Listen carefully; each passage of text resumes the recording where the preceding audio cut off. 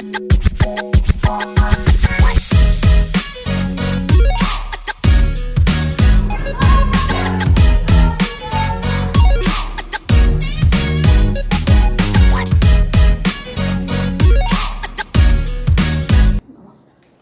হয়তো ভাবছো যে মামা মারা গেছে, এদিকে মুখে হাসিটা রাখতে হচ্ছে বাবার জন্য, কারণ মায়ের অবস্থা এতটাই খারাপ হয়ে গেছিল।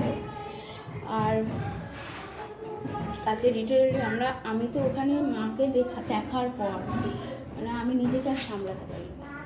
আমি আর সঙ্গে আমার মায়ের এক বান্ধবী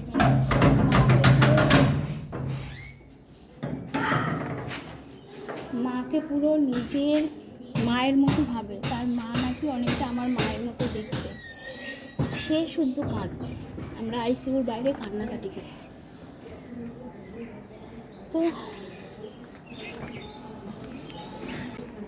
তো বোন অনেক কষ্ট করে নিজেকে সামনে রেখেও বাবার সামনে কাল কেঁদে ফেলেছে। এরপর যদি মামার ব্যাপারটাও আমরা মাকে কিচ্ছু জানাইনি, মা কিচ্ছু জানে না। মা যদি জানে, মাকে আর আমরা রাখতে পারবো না। সুতরাং কষ্টটা বুকেই চেপে রাখতে হচ্ছে, বাবার সামনে হাসতে হচ্ছে, কিছু করার নেই। আমি এখন এই যে ফলটা বাড়িতে মা না থাকলে যে কী পরিস্থিতি হয়, এটা নেই ওটা নেই তাও বলবো। আমার বোন খুব আসে তো বাপের বাড়ি, আমি আসতে পারি না, ও সব জানে খুঁটিনাটি কী না কি। এখন দেখো ফল্ট করে দিল, বললো যা, আমার তো বলেইছি কাকার মুদিখানার দোকান, কাকার কাছ থেকে সব নিয়ে আসবো। নিয়ে এসে তারপরে চলো। কে এখনও আজকে সন্তু আসবে, সন্তু তো মেডিকেল লাইনে আছে। সন্তু সার্জেনের সাথে কথা বলবে যে কি আমরা যাই করি না কেন এইখানে আর কিছু করব না চিকিৎসা। হ্যাঁ আমিও সেটা বোঝাই, কদিন হয়ে গেল বল, এখানে করব না, কারণ মাকে কালকে হালকা জন্ডিসও হয়ে গেছে মায়ের। এবার সন্তু বলছে এটা সামান্য জন্ডিস আর কি, এটা হবেই। এবার ওইখানে থাকলে কি হয়, 5টা রুগীর সাথে না এটা ওটা রোগ ঢুকে যাবে দিয়ে। হ্যাঁ এবার আজকে তো সার্জনের সাথে কথা বলে জানবে, যাই টেস্ট হোক পরীক্ষা হোক ডাক্তার দেখানো হোক, এখানে আর কিছু নয়। এবার কলকাতায়, এবার সে তো এটা ধরো বাড়ি ভাড়া টাড়ি ভাড়া ঠিক করতে হবে, মানে এগুলো যাতে হসপিটালের কাছাকাছি না। না না আমার বাড়ি তো বেহালা, আর ও তো মারা তো রুবিতে দেখায়। এবার ওই রুবির কাছাকাছি একটা ঘর ভাড়া, যেখানে মোটামুটি রান্না বান্না করে খাওয়া যায়। একবার বোন গেল, একবার আমি গেলাম, এই এখন প্ল্যান আছে। এখন দেখা যাক ডাক্তার কি বলে। এবার মা ধরো এখন আইসিইউতে আছে, এবার মাকে ওখান থেকে বের করে এখন এই নর্মাল পরিবেশে মাকে মানাতে হবে। গাড়ি করে গেলেও মা এতটা বসে যেতে পারবে কিনা সেটার জন্য সন্তু যেটা বলছে আরও 2 দিন থেকে মায়ের শরীরটা একটু ঠিক হোক, যে বসে যেতে পারবে। বাড়িতে নিয়ে আসবে তাহলে? বাড়িতে নিয়ে, হ্যাঁ বাড়িতে তো অবশ্যই নিয়ে আসবে।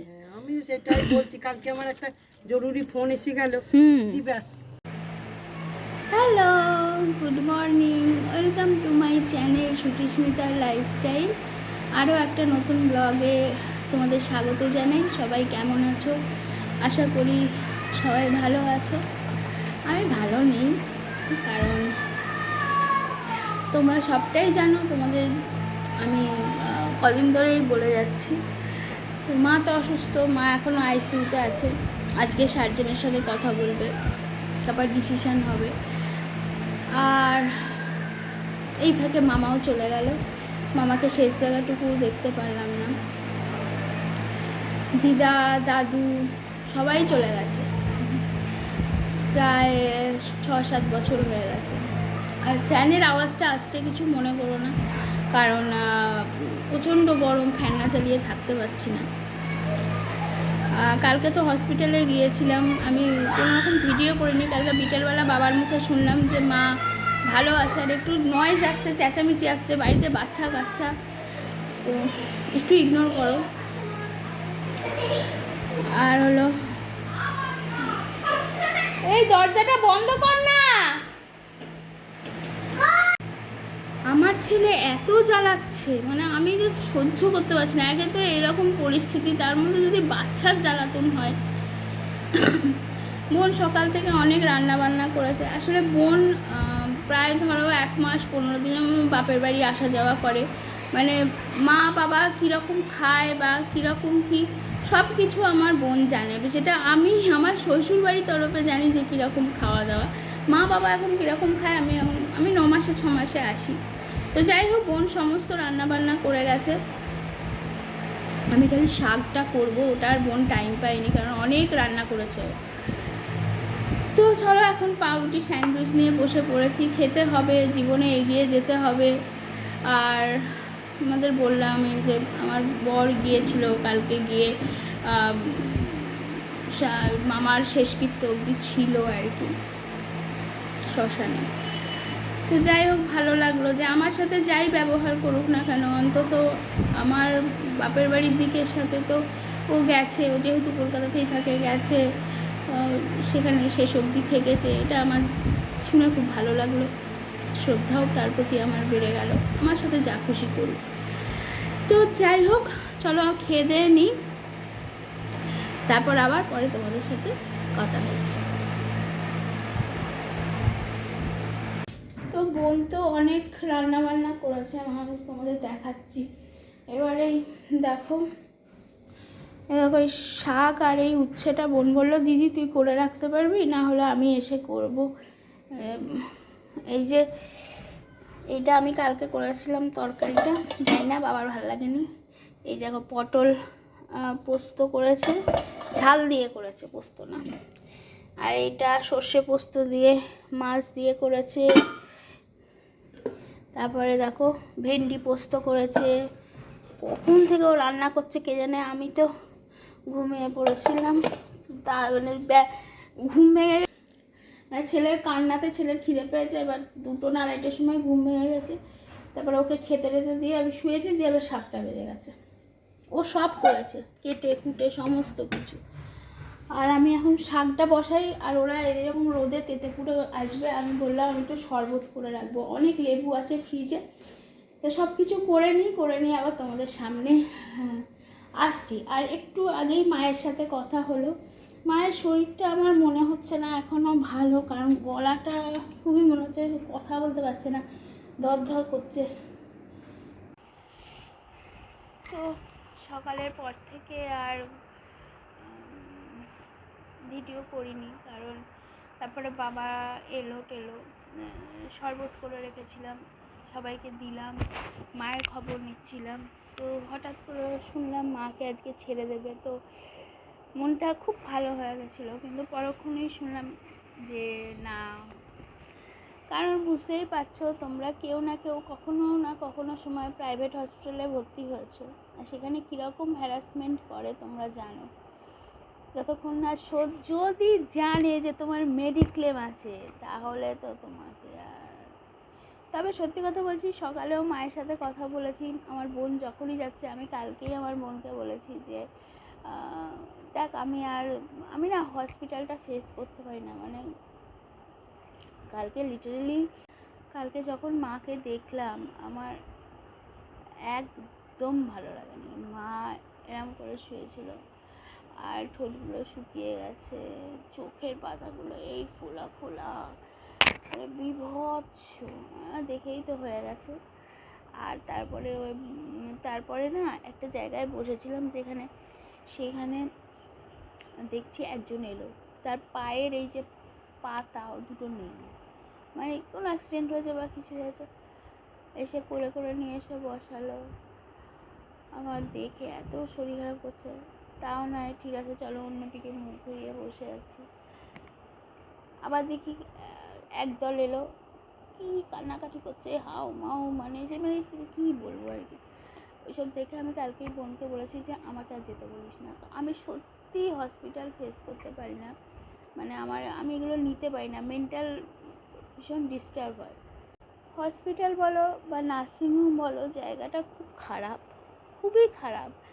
আমি বলবো না আমি ওখানে গিয়ে ভূত প্রেত দেখেছি, বা আমি জানি না ওগুলো কিছু, কিন্তু আমার যখন সিজার হয়, আমি নিজে যখন ভর্তি হয়েছিলাম, আমি যখন 4 দিন ছিলাম, বিশ্বাস করো আমি কোনো ভালো ফিলিংস করিনি। আমি যে মা হয়েছি বা আমার একটা যে আনন্দ ফিলিংস, আমি যে নার্সিংহোমটায় ছিলাম ওই নার্সিংহোমে আমার হয়নি।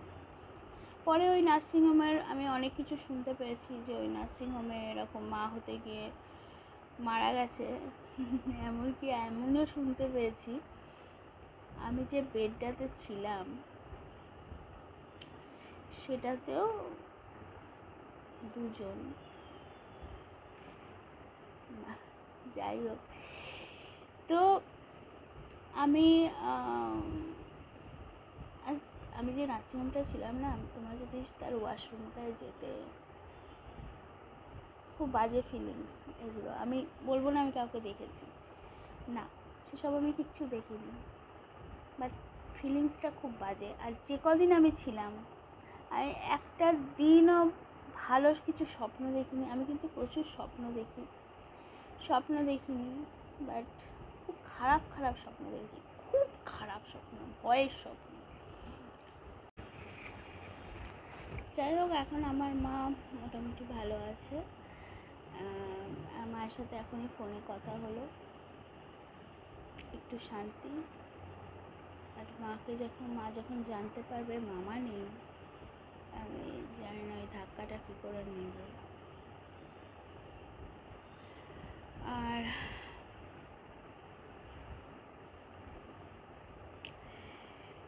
একটাই আফসোস যে মামাকে শেষ দেখা দেখতে পারলাম না একটু। যাই হোক, মাসি গিয়েছিল, মাসিকে বলেছিলাম যে মাসি একটু ভিডিও কল করবে। এবার দেখো, ওই সময় যদি ফোন নিয়ে মুখের সামনে কেউ ভিডিও কল করে যে মানুষটা মারা গেছে, খুব অড লাগে দেখতে, তাই না? আসলে আমাদের খুব দেখার ইচ্ছা হচ্ছিল, আমরা যেতে পারছি না দুটো বোনেই। আমাদের যা চলছিল একটা, ওই ফিলিংসগুলো তোমরা বুঝতেই পারছো।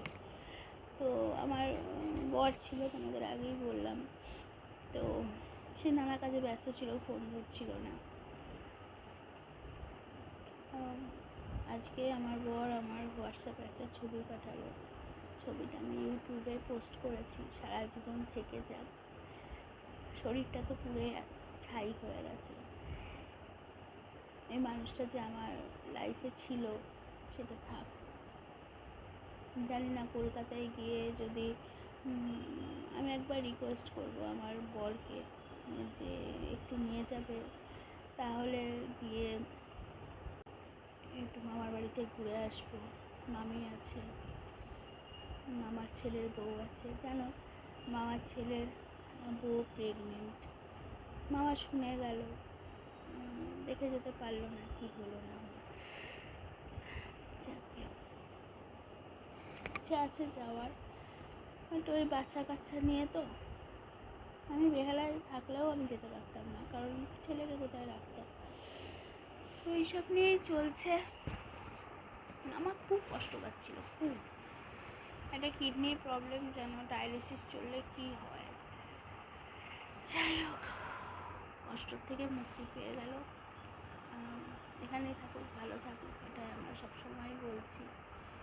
সবসময় আমাদের একটা মনে আফসোস কাজ করছে প্রতিটা সময়।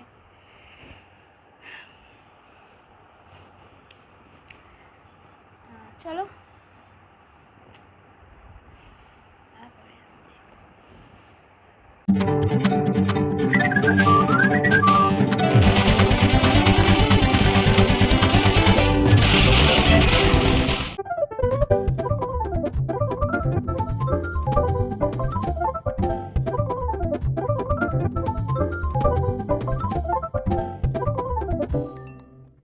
একদম রাত্রিবেলা ফিরে এলাম, মানে এখন 10টা বাজে। ছেলেকে খাওয়াবো, কিচ্ছু করিনি, ছেলেটায় রোল খেয়েছিলাম, রোল খেয়ে আমার অবস্থা খারাপ হয়ে গেছে। চিকেন রোল খেয়ে আমার একটা শরীর করছে। চলো রাতে কি খাবার হলো, বোন রাতেও সব বোনই করেছে, যাই হোক দেখা হচ্ছে। এই যে রুটি করেছে আটা মেখে, এই যে সকালে ভেন্ডি সর্ষে তোমাদের দেখিয়েছি সকালে রান্না। কোথায় তলায় তলায় পটল, এগুলো সকালবেলা রান্না সব দেখিয়েছি। আর এই যে আলু পেঁয়াজ ভাজা, এটা আমার ভীষণ ফেভারিট, বাট আমার খেতে ইচ্ছা করছে না। আর এইটায় ডাল সেদ্ধ আছে, ডাল সেদ্ধ তো প্রেশার কুকারে, ডাল সেদ্ধ আছে। আর এটা ভাত, মানে এটা দুধ তো, দুধ। আমও কাটতে চলে যাচ্ছে বোন, মামার বাড়ির গাছের আমের কি দশা। এই দেখো, এগুলো তো আমি ফেলে দিয়েছিলাম, তুই কি আবার কাটবি নাকি এগুলো? এগুলো ভালো গুলো, পেছন দিকে আর একটা ছিল সেগুলো, এগুলো কেন পছন্দ বলতো? এগুলো হলো ফলুই আম, সরি ফজলি আম। সৌমি চলে গিয়েছে। আমার বোনের মাথাটা দেখো, রান্না করে করে। বাইরে বেরিয়েছে নাকি দেখো তো, ট্রেনিং এ গিয়েছিল। কোথায় গেছিল? ট্রেনিং এ গিয়েছিল, 3টের সময় বেরিয়েছে, তখন আমরা যখন বেরিয়েছি তার সময় তখন বেরিয়েছে দেখেছি। ওকে একবার ফোন করো। যাই হোক, আজকে আর ক্ষমতা নেই, ছেলেকে খাইয়ে আমি শুয়ে এই, দেবো। তোর শোন, হ্যাঁ, বলো। বুদ্ধিটা দেখ, এই এত বড় দেখছিতে এইটুকু তো। হ্যাঁ, এই এবার? শুধু ফোনে তোর মুন্ডুটা খেয়ে নিবি, মাথা তোর কাজ করে। ফোনে মুন্ডু খেয়ে নিয়েছে। আমি ওই ডেচকিটা যখন পার করছি, যাই হোক, মা এসেই ঘরে ঢুকে শুয়ে পড়বে, এটা একটা শান্তি। চারিদিকে মায়ের ঘোরার নেই, নাহলে মা বলবে আমি কেন এলাম বাড়িতে। যাই হোক, চলো, গুড নাইট। আর কথা বলারও ক্ষমতা নেই।